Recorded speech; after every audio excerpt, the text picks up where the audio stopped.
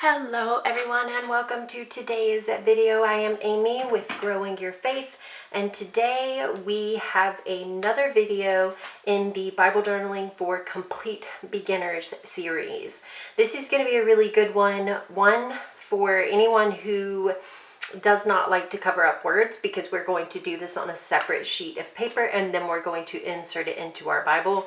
So that's really awesome way to journal if you are pretty unsure about covering up the words, which I get a lot in the comments for the videos. You know, people are just like, oh, I love what you're doing, but I just cannot bring myself to cover the words. I totally get that. But so for those of you who are like that, this will be great for you. If you want to do it directly into your Bible, you can. The only reason why I'm not is because it's so very abstract that I don't want to completely like mess up the page. And so I did a practice run the other day, so it's going to look something kind of like this.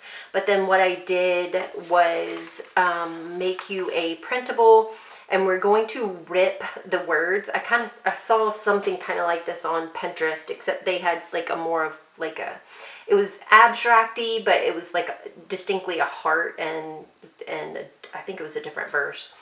I don't think it was a verse, it was a quote. But so the Lord is near to the brokenhearted and saves the crushed in spirit.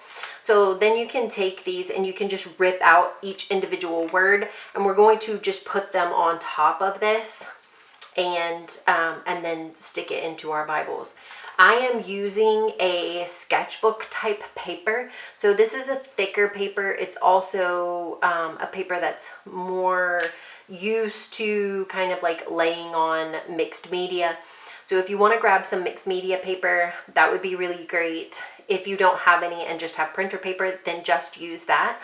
Printer paper will be nice because it's thinner, so putting it into your page will make things a little bit easier and make your Bible not get quite so thick. Oops, sorry.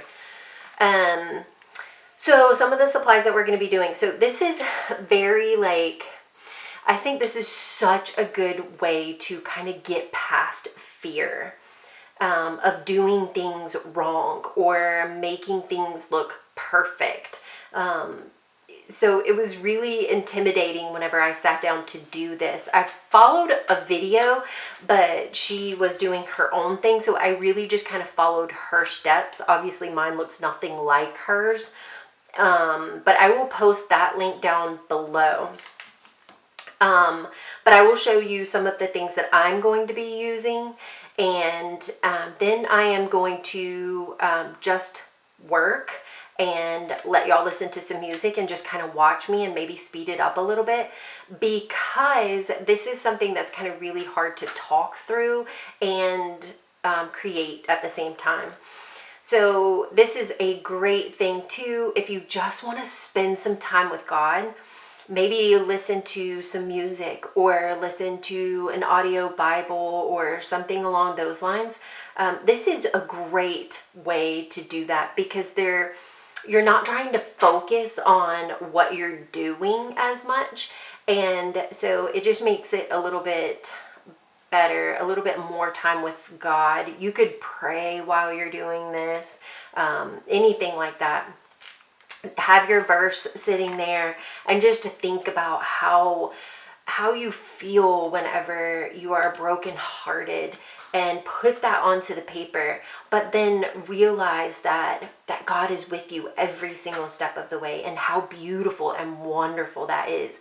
So whenever we are journaling, this is about spending time with God, really being with Him, noticing His presence, realizing the truth that He is with you right now in this very moment. So let's kind of get into some of the things that I am probably going to be using. So the biggest thing I'm going to be using obviously is some paint. I just have some apple barrel paints. I think they're all apple barrel. So I've got a couple of different colors. I got some ripe tomato, red apple, pumpkin orange and bright yellow. So obviously I was going with kind of a fall theme, okay? And then I also have these Master's Touch. This is a iridescent bright silver and Payne's gray. So you can mix these or use them individually. I'll be doing a little bit of both. And then I have some Master's Touch acrylic titanium white because I didn't have any more apple barrel white.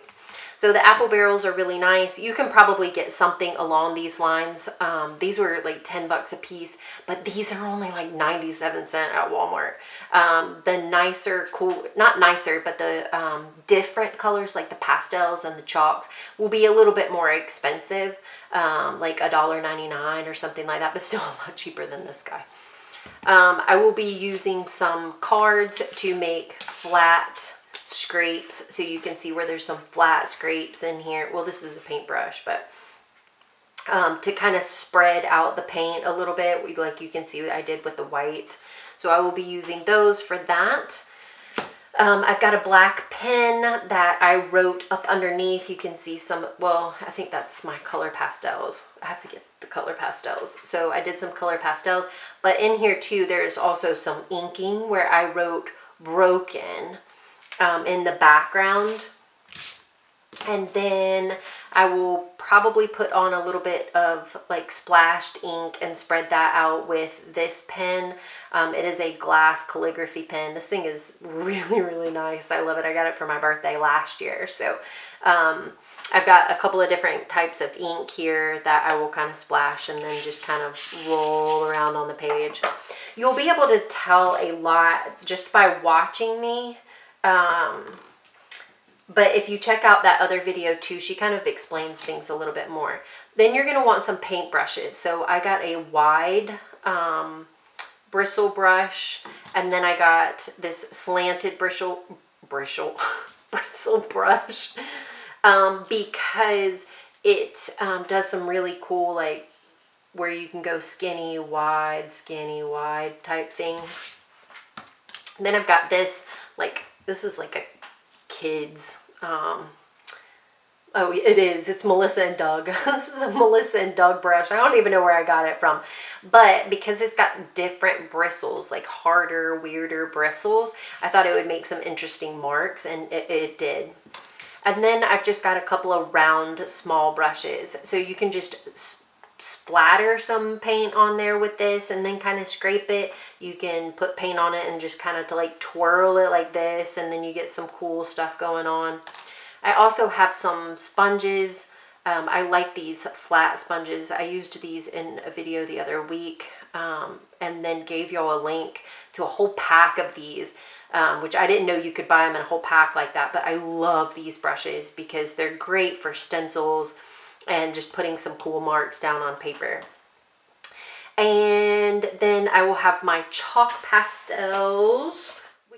So I have the Gallery Artist's Oil Pastels. Nothing I do ever looks like that. I don't know how they do that, but so this is the kit of those, and I really just used black and white. Yeah, I just used black and white, but you can use whatever colors you want to. And then a palette for mixing, and then some cotton swabs too are also great. They're good for mixing, but they're also really good for putting splotches down, and it just adds a little bit more texture and variety. A cup of water, and then you'll need some glue and the printable. So the link for the printable will be down below, so you can grab that. And I think that's it. I think we're ready to go.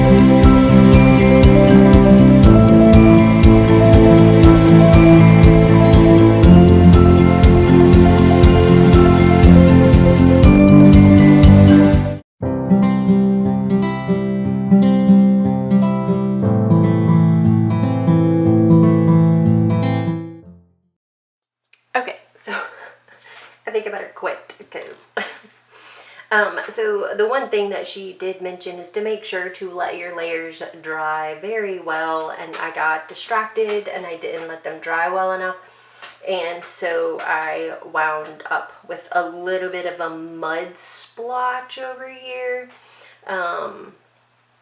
So you can tell the difference between this side over here and this side right here, where I tried to put that white on top of the orange and black and ink that wasn't quite dry. So because I muddied this one a little bit, I'm actually going to use the one that I made earlier. But this is just a piece of paper. And it was fun anyway, and it was relaxing anyway, and it was something that I kind of needed. And so I actually really enjoyed it. And so I may cut it and like junk this half, but then use this half for something else. Distress Oxide Frayed Burlap, because it's just my fave. So I already cut those out. Well, I didn't cut them out. I ripped them because I wanted them to have that ripped look. Sorry, my hands are a mess with all the ink and paint and everything. So I just ripped them out because I wanted that ripped look. If you don't want the ripped look, then you can cut them out. You can also write them by hand if you like your handwriting. I mean, I like my handwriting, okay, but I wanted to create a printable for y'all. Ooh, yeah, I like that. Okay. So you could write them yourself if you wanted to. You could find the words maybe in a book or something and rip them out.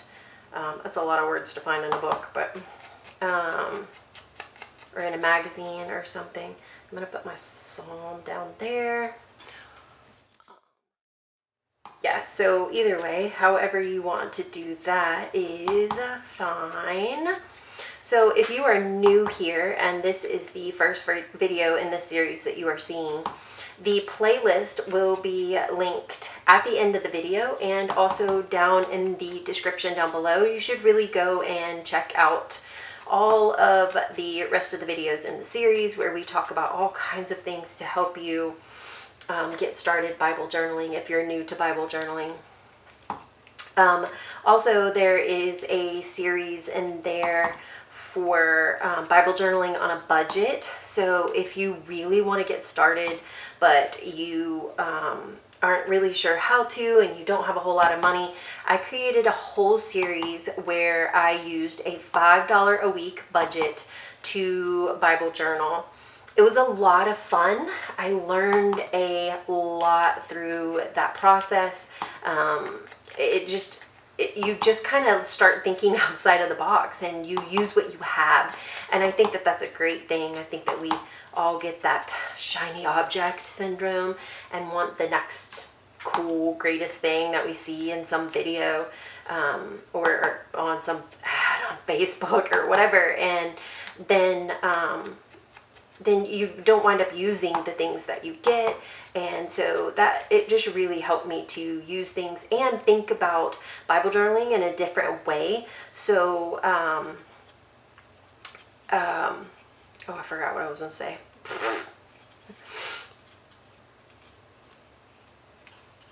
Yeah, I totally lost it. I don't know where it went. Okay, so here, I think I'm going to lay it out like this. I kind of like that. I actually didn't measure it to see if it was going to be bigger than my Bible. Let me look at that real quick and see how much bigger than my Bible it's going to be, because I may need to cut some of it off. Yes, I'm definitely going to need to trim a little bit off. Ooh, I don't want to cut it. I think I'm going to take a little bit off the top and a little bit off the bottom. So what I'm going to do first is just kind of center this where I want it, because I don't want to move my words too much. And then I'm going to go ahead and glue my words down and then trim it. So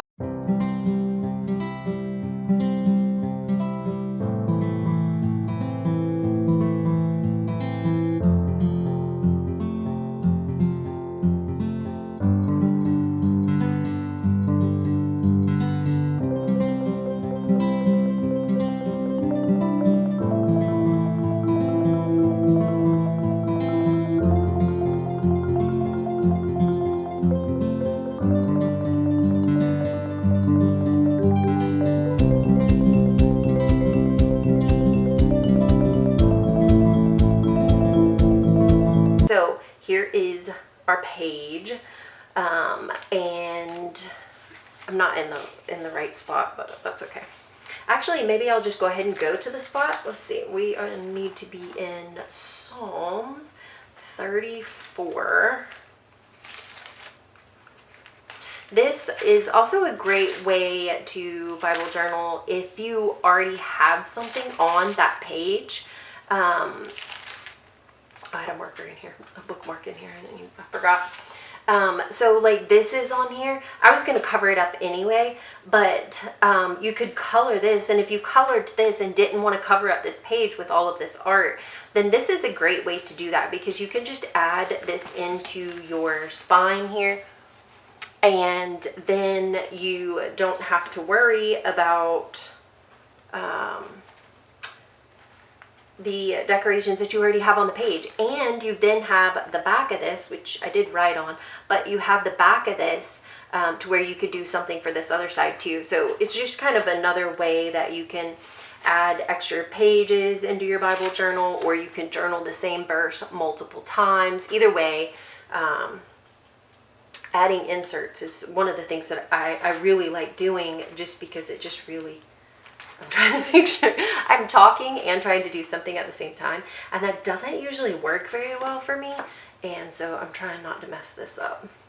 All right, so I'm just going to put a bead of this glue, which this needle tip really helps. I'm going to put a bead of glue all the way down in that crease, and then I'm just going to stick this in there.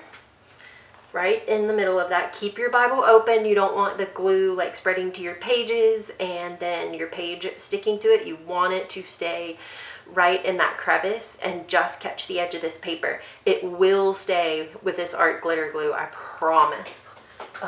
This stuff is so amazing, and it works really, really, really, really well. Okay. So it also doesn't take very long to dry. So you can have it, you can put something down and it's dry within just a few minutes. So I can already tug on this and it's fine. Okay, so then I've already made one big huge mess. I need to turn my Bible so that I can cut this page.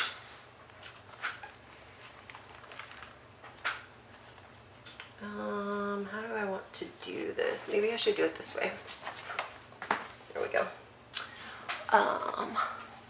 There we go. And then I'm just going to trim right down the edge here. If you do this, I can't remember if I said this at the beginning. If you do this straight on your Bible page, make sure you test back in the back. This is a lot of layers of paint and ink and all of that stuff. You are probably going to want to prep your page. You can a lot of times use acrylic paint in your Bible and it won't bleed through because it doesn't have very much water to it, but it does leave a lot of shadows. So you do want to be mindful of that whenever you are doing things in your Bible. Make sure you test some of that stuff in the back. Put multiple layers on there so you can kind of tell whether that is going to be like a huge shadow on the other side. That's one of the reasons why I chose to do an insert. The pages in this Bible are pretty thin, and I know that I can get away with some paint, but with the paint and the ink and the chalk pastels and all of that stuff, I wasn't really sure how that was going to go.